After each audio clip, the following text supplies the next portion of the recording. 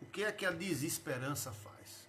Quando eu falo desesperança, eu estou falando o contrário de esperança, né? A desesperança é o antônimo de esperança. Esse prefixo 10, não é? Traz ED. Então, por exemplo, desgraçado, né? É o contrário de agraciado. Desgraça é o contrário de graça. A desesperança é o contrário de esperança, não é? A desprazer é o contrário de prazer. Lucas capítulo 24, não é? Lucas 24, nós vamos encontrar dois homens que haviam perdido a esperança. Vamos encontrar dois homens, um deles era Cleopas, que havia perdido o rumo, que havia perdido o propósito para o qual eles foram chamados, para o qual eles existiam. E esses dois homens, a Bíblia diz lá em Lucas capítulo 24, versículo 13, diz assim: naquele mesmo dia, dois deles estavam de caminho para uma aldeia chamada Emaús, distante de Jerusalém 60 estádios. E iam conversando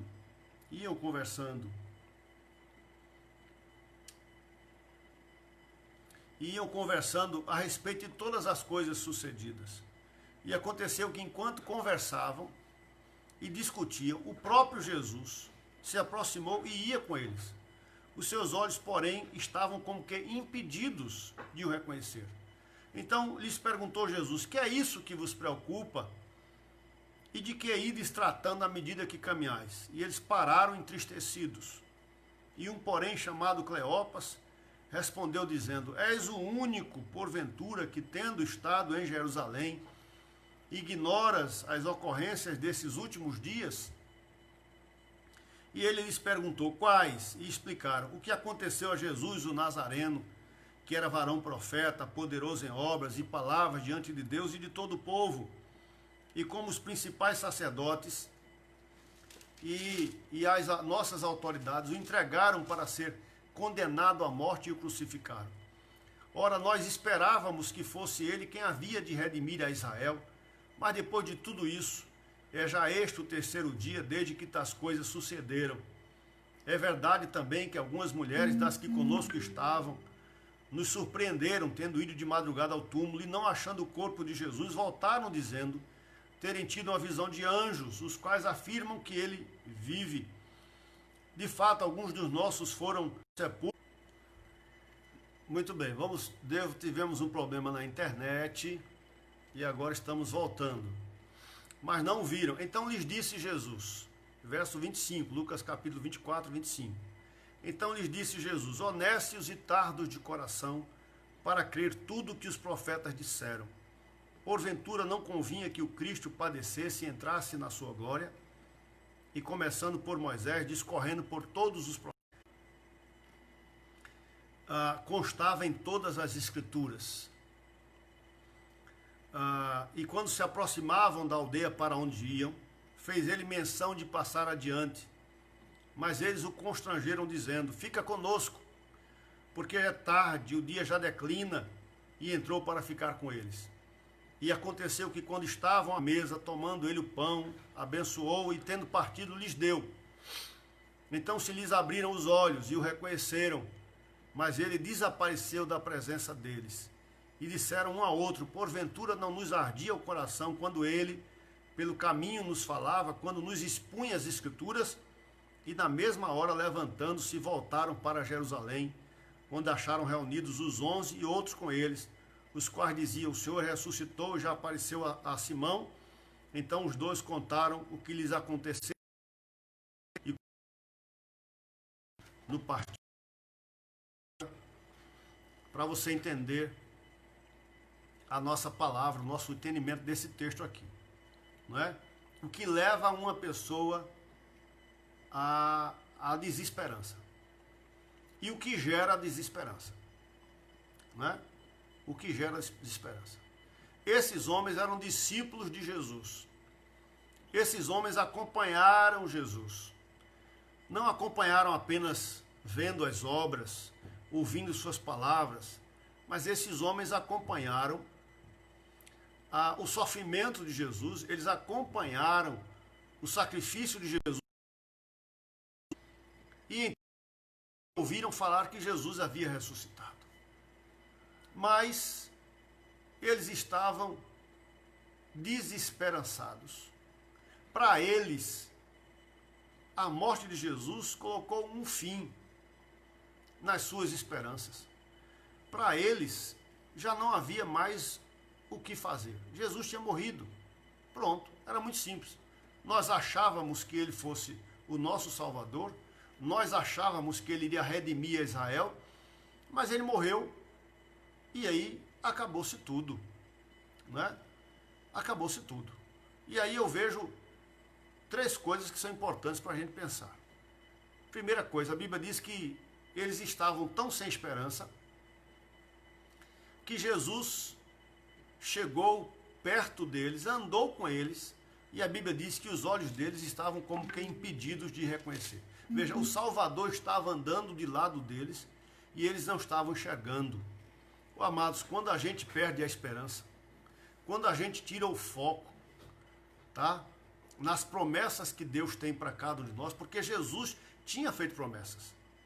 Jesus tinha dito que iria morrer, mas também queria ressuscitar. Jesus tinha falado isso, não é? E aí, a Bíblia diz, e Jesus pega a palavra, pega as escrituras e começa a dizer que o que tinha acontecido era algo que já estava profetizado e que ele já tinha avisado que aquilo ia acontecer. Mas eles perderam o foco, eles perderam a confiança, né? Eles perderam a esperança.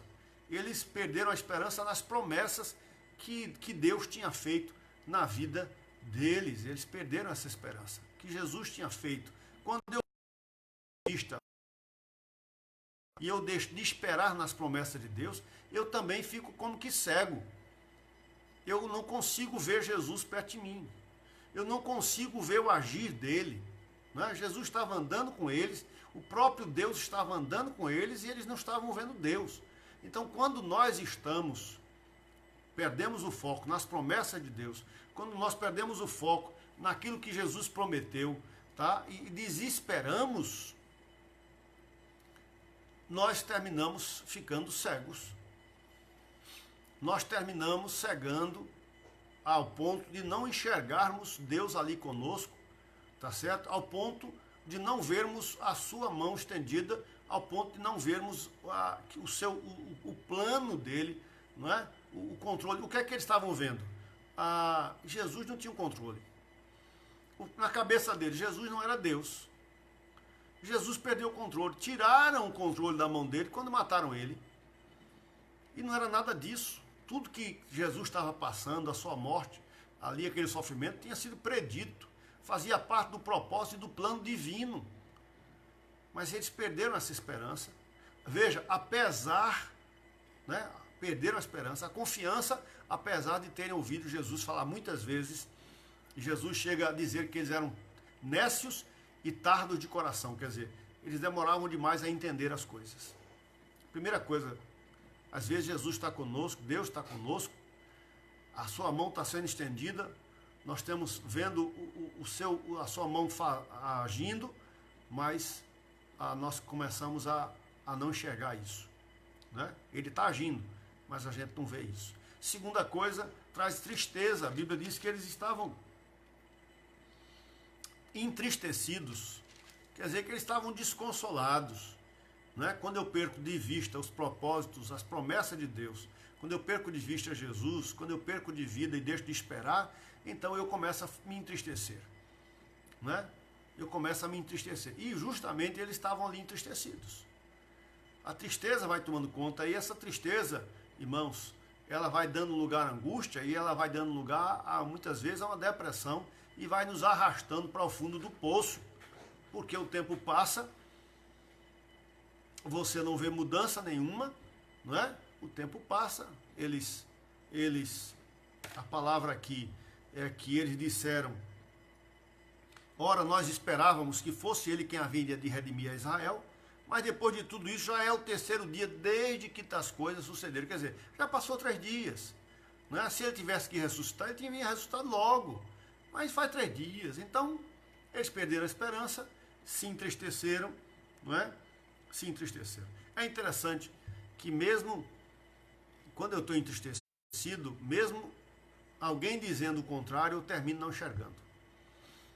As palavras são surdas para mim, eu escuto, mas é como se eu não atentasse. Veja que eles dizem, né, que algumas mulheres foram para o sepulcro, realmente foram para o sepulcro, disseram que tiveram a visão de anjos, dizendo que Jesus tinha ressuscitado. Ele está dizendo que alguns dos nossos, quer dizer, alguns apóstolos, discípulos, foram ao sepulcro e verificaram o que tinha sido dito, mas eles ainda continuavam entristecidos. Terceira coisa é que eles perderam o propósito. Veja que eles estavam de volta para a aldeia deles em Emaús. O propósito que Jesus tinha chamado eles para ir às nações, para pregar, eles perderam isso. Eles perderam. Tanto é que quando eles entram na aldeia e Jesus vai com eles, e quando Jesus pega o pão, Jesus pega o pão, abençoa e parte o pão, e aí Jesus some e eles reconheceram que era Jesus. E a Bíblia diz que imediatamente eles voltaram de novo para onde? Para Jerusalém. Voltaram para onde? Para o meio dos 11. Voltaram para onde? Para onde estavam os apóstolos. Agora eles descobriram, Jesus está vivo, então, puxa, a nossa esperança está aí, nosso propósito voltou de novo. Mas até então, por conta da desesperança, por eu perder de vista as promessas divinas, até então eles perderam o propósito, estavam voltando para casa desanimados, estavam voltando para casa entristecidos, estavam voltando para casa aturdidos, né? Sem enxergar o próprio Jesus perto deles, mesmo tendo as evidências, mas eles não estavam crendo. Você que está me ouvindo hoje aqui, essa palavra, essa atitude que eles tiveram é uma atitude que muitas vezes nós temos e talvez você esteja tendo agora, passando pelo que você está passando. Não é? Veja, tudo o que é que eles olhavam, o que é que eles enxergaram? Morte. O que é que eles enxergaram? Descontrole. O que é que eles enxergaram? Que a estrada não tinha mais saída. O que é que eles achavam? Que foi bom o tempo com Jesus, mas mais nada. Olha como isso é sério. Olha como isso é sério. E aí eles começam essa situação leva eles ao desespero. Às vezes a gente olha para a nossa situação e vê a pior possível. A de Jesus era a pior possível, porque ele sofreu demais, morreu como condenado, não é? Mas havia uma promessa de que ele ia ressuscitar. Lembra? O choro pode durar a noite, mas a alegria vem pela manhã. E talvez você esteja passando por essa noite dolorida, de morte, de tristeza e de dor, e esteja perdendo de foco, o foco das promessas que Deus tem para a sua vida.